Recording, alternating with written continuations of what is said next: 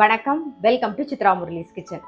இன்னைக்கு என்ன ரெசிபி பார்க்க போறோம் அப்படின்னு பார்த்தீங்கன்னா, புளி அவல் தான் நம்ம பண்ண போறோம். இன்னைக்கு டிஃபனுக்கு நான் என்ன பண்றேன்னா அது உங்க கூட ஷேர் பண்ணிக்கிறேன். ஸோ ஃபர்ஸ்ட் வந்து அவல் வந்து நல்லா வாஷ் பண்ணி எடுத்து வச்சிருக்கேன். அதில் வந்து கொஞ்சம் புளி தண்ணி, மஞ்சள் பொடி, உப்பு போட்டு பெசரி வச்சிடலாம் நாம.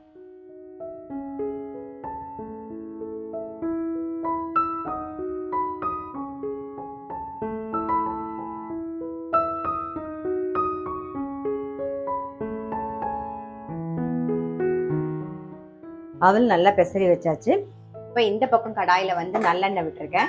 அது கொஞ்சம் காயட்டும். இந்த பக்கம் கடாயில் ஒரே ஒரு ட்ராப் வந்து எண்ணெய் விட்டுருக்கேன். இப்போ என்ன பண்ண போகிறோம் அப்படின்னா, ஸோ இந்த எண்ணெயில் வந்து கொஞ்சமாக வந்து பெருங்காயம், துளியூண்டு பெருங்காயம் சேர்த்துக்கலாம். வறுத்து பொடிச்சு பண்ண போகிறோம்.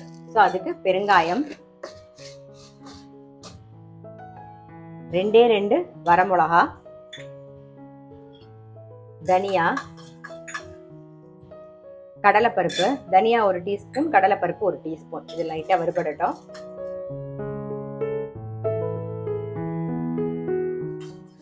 இப்போ 1 டீஸ்பூன் வந்து எள்ளு. எள்ளு அந்த சூட்லயே நல்லா பொரிஞ்சிரும். ஆஃப் பண்ணிடுறேன். மிக்ஸி ஜார்ல மாத்திடுவோம். கொஞ்சம் ஆறுனதுக்கு அப்புறம் கோர்ஸா நம்ம வந்து பொடி பண்ணிக்கலாம். நம்ம அந்த பக்கம் வந்து நல்லெண்ணெய் விட்டுருந்தோம் பாருங்க, அதுவும் நல்லா காஞ்சிடுது. இப்போ தாளிக்க வேண்டியதெல்லாம் தாளிச்சிடலாம். கடுகு, உளுத்தம்பருப்பு, கடலைப்பருப்பு, அதுக்கப்புறம் வந்து வரமிளகா, ஒரு 2 வரமிளகா. நம்ம இதுல வரமிளகா போட்டுக்கோ, இருந்தாலும் தாளிக்கிறதுக்கு 2 வரமிளகா, 2 வெங்காயம் கட் பண்ணி வச்சிருக்கேன். அப்புறம் கொஞ்சம் கருவேப்பிலை.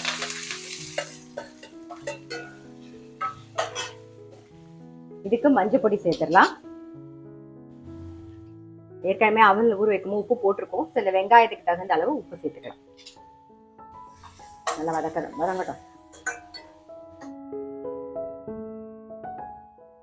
வெங்காயம் நல்லா வதங்கிடுத்து. நம்ம ஊற வச்சிருக்கிற அவலை சேர்த்துறேன். புளித்தண்ணியில ஊற வச்சிருக்கோம் இல்லையா, அதை சேர்த்துறேன். புளித்தண்ணி எவ்வளோ வேணுமோ அந்த அவலுக்கு தகுந்த மாதிரி பார்த்து போட்டுக்கோங்க. நல்லா ஒரு மிக்ஸ் பண்ணிட்டு, காரம் வந்து ஒரே ஒரு வரமிளகா தான் போட்டிருக்கோம். ஸோ மேலாக வந்து புளியோதரை பொடி வந்து அரைச்சி வச்சிருக்கோம். இப்போ அதை சேர்த்துடலாம். நான் ஃபர்ஸ்ட் தேவையான அளவு சேர்த்துக்கலாம். மோஸ்ட்லி வந்து வறுத்து பொடிச்சது வந்து கரெக்டா இருக்கும். இருந்தாலும் நீங்க வந்து தேவையானதை பார்த்து போட்டுக்கோங்க.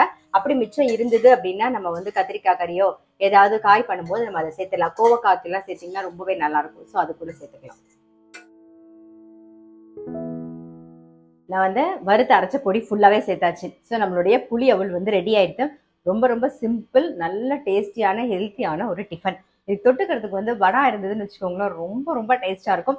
ஸோ கண்டிப்பாக வந்து ட்ரை பண்ணி பாருங்கள். நான் அடுத்த வீடியோவில் சந்திக்கிறேன்.